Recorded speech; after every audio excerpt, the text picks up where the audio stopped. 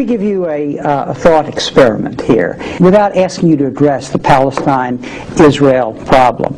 Let's say you were an advisor to the President of the United States. How would, in response to current events, would you advise him to put a structure in place to monitor that situation, least one party or another be looking like they might be moving toward genocide?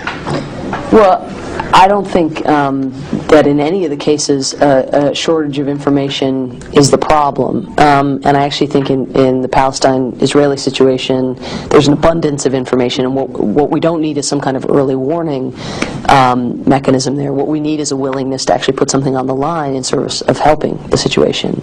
And putting something on the line might mean alienating a domestic constituency of tremendous political and financial import. It may more crucially mean sacrificing or investing, I think more than sacrificing, literally billions of dollars not in servicing Israelis military, but actually in investing in the new state of Palestine, in investing billions of dollars it would probably take also to support I think what will have to be a mammoth protection force, not of the old Srebrenica kind or the Rwanda kind, but a meaningful military presence, because it seems to me at this stage, and this is true of actual genocides as well, and not just major human rights abuses, which we're seeing there, but is that you have to go in as if you're serious. You have to put something on the line, and unfortunately, imposition of a solution on unwilling parties is dreadful. I mean, it's a terrible thing to do. It's fundamentally undemocratic.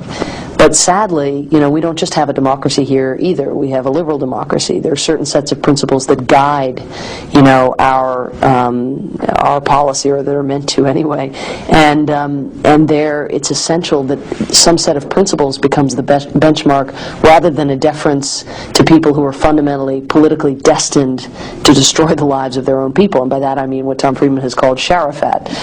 I do think in that sense there's that both political leaders have been dreadfully irresponsible, and unfortunately it does require external intervention, which, very much like the Rwanda scenario, that thought experiment, if we had intervened early, any intervention is going to come under fierce criticism.